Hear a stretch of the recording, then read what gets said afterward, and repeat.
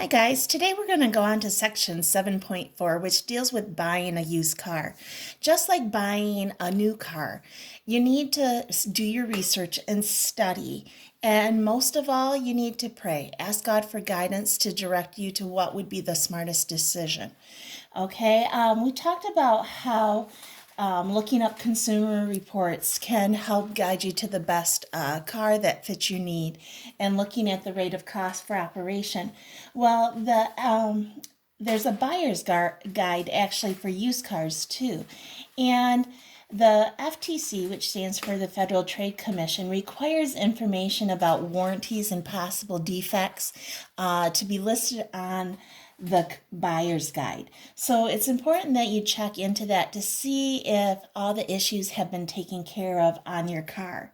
Now, if you notice when you're looking at a dealership at a used car, you'll see a sign that says "as is, no warranty." And what that does is the dealers eliminate any possible warranties that car could have. And you're buying that car straight at face value. There's nothing that they can be held accountable for. The minute you take that off that lot and sign it, it is now your responsibility.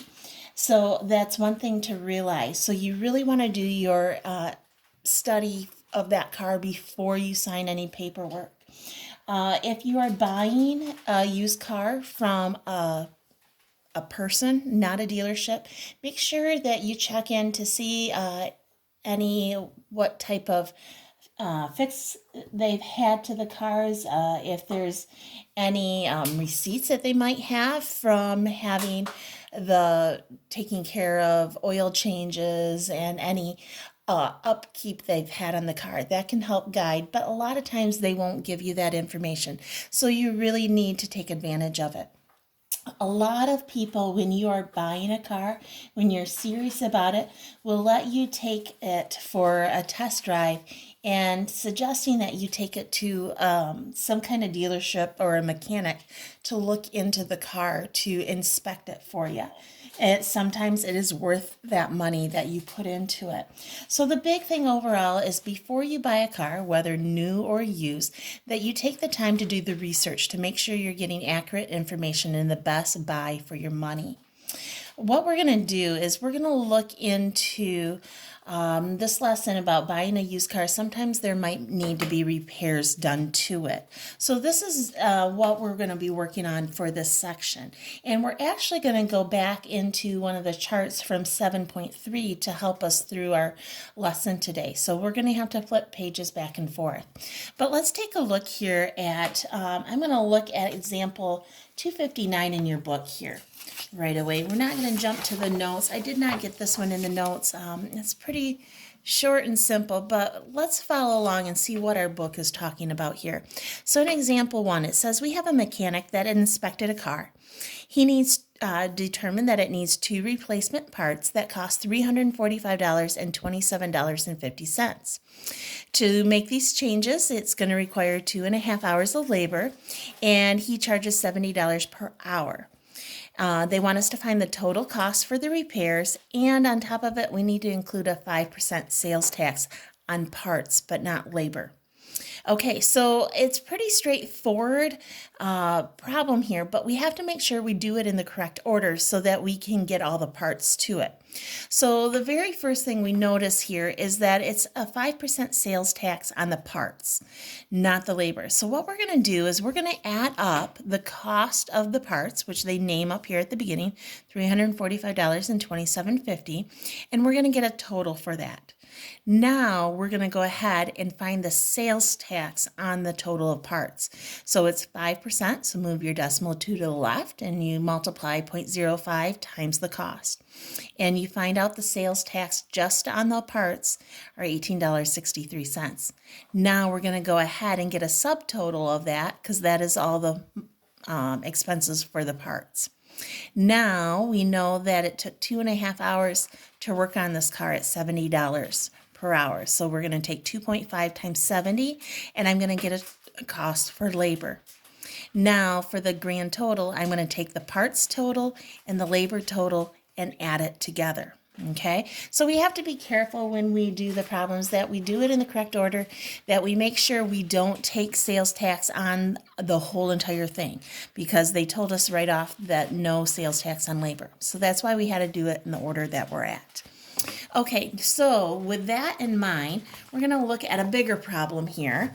And our problem here is with Mr. Atta, okay? He is deciding to buy a car, and it's a 3-year-old mid-sized car that has 32,550 miles on it. And the price tag at the dealership is $10,499. He takes it to a mechanic, and he spends 2 hours looking over it and checking it out. And he estimates that there's about $649, including both parts and labor, that need to get put into this car. So the mechanic charges $55 per hour for his inspection, and in the whole purchasing of the car, and that it is a 5% sales tax for where he lives. So they want us to figure out what is the grand total if Mr. Atta was to buy this car with all the upgrades to it, the fixes that needs to be done, and including the sales tax. So just like we did in example 1, we have to make sure we take it step by step.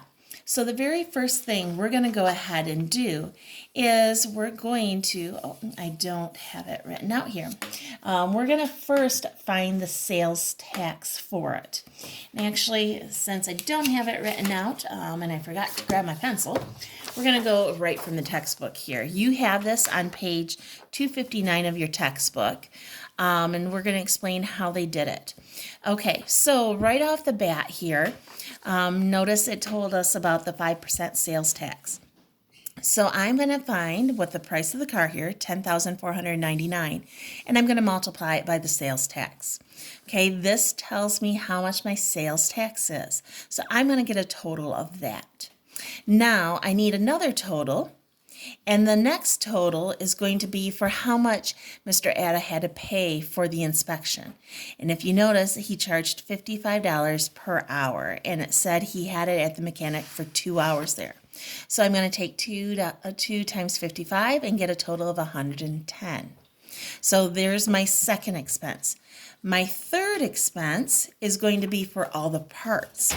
So I'm going to take the cost of the car, add to it the sales tax, add to it the cost of the inspection, and then the cost of the parts.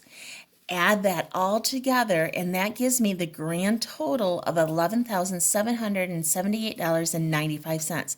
That's really how much Mr. Atta is paying for the car. Even though the sticker price really is $10,499, we have those extra costs in there. And so he's going to need to fix it right away and pay the sales tax. So the grand total of the car is $11,778.95. Now remember from the last chapters, that's really not all the expenses, even though it doesn't list it. Remember, we have registration fees and we have title fees. So his total is actually going to be more than that, a little bit more because of all the fees, but this gives us a good estimate of what Mr. Atta has to pay for his car.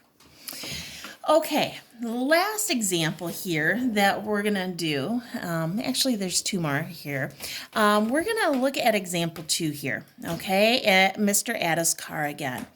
It is a mid-sized car, and we know that it originally is sold for $20,000.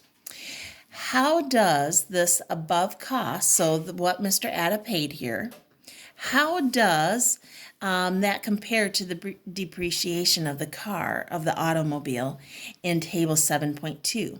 So table 7.2 is back in the last section on depreciation. Okay, so how do we go about doing this? Okay, the first one here, I'm going to pull it up here so it's a little bigger so you guys can see it and I can flip back. The first thing I need to actually do is I need to find the depreciation of the car here. Let me get it centered in here. The depreciation of the car. So how do I know how much it is? Well, the very first thing I'm going to do is we know that the car, because it told us in the problem, is $2,000, was beginning $20,000. Okay, up here, Mr. Atta, is the price tag for it at the dealership was $10,499. So I'm going to find the difference of it, and that's the depreciation value of the car. Okay, because that's the original price, and now it's being sold for that. So the difference is my depreciation. So this is what the company that Mr. Atta is buying the car from says the depreciation is. Now, what we're going to do is we're going to look at what does our chart say what the depreciation should be. And why we're doing this is it's going to let us know, am I really getting a good price for the car, or could there be any extra hidden costs in there that we're not being told for? So what I need to do now is flip back in my textbook to the last section to page 255 at the top. And we've got our depreciation value here. So remember, it says up in the above problem, it's a 3-year-old mid-sized car. So what I'm going to do is find the depreciation amount for this for 3 years. Okay, so looking at the table, here's our table again. Here's my depreciation amount for the first year. So I got $4,915. I'm going to add to it the depreciation for the second year and add to that total for the third year. So I'm going to add up these three totals, and that gives me the depreciation for the years.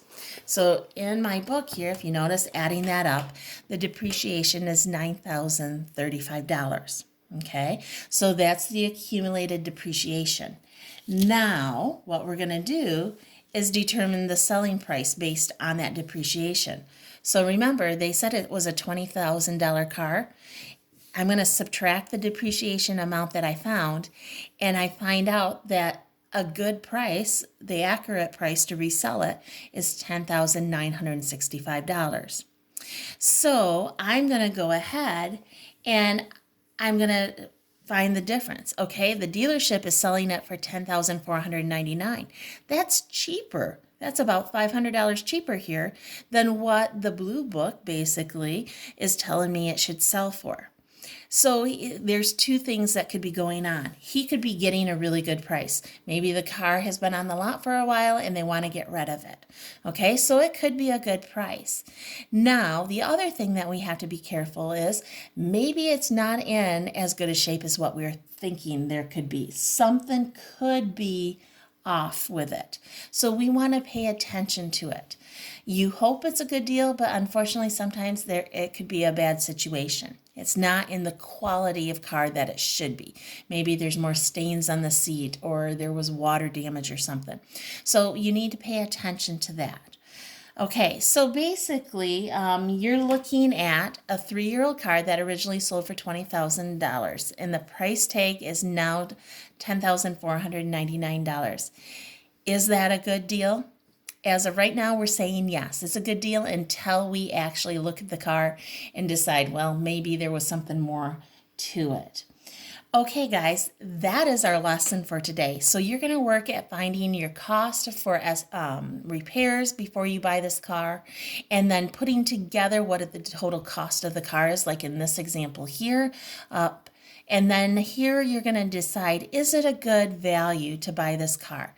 Don't forget, we need to find the depreciation of the car itself, taking the price of what it originally sold for and then what it's being sold for now. That gives me the depreciation of the car. Step 2 is finding actually what is that depreciation according to the record saying on an average car, what should it be? And I'm looking for the amount of cars, how old that car is. Is it 3 years, 4 years? Well, in this case, it's 3 years old. So I had to go to the tables and add up 3 years of depreciation. Once I got that, I subtracted it from the original selling price of the car. And then I'm going to compare, how do those totals match up? Is it more expensive? Is it less? Here in our example, it was less, so it could be a good deal for us. Okay, if you have any questions, find me in my room. Have a great day, guys.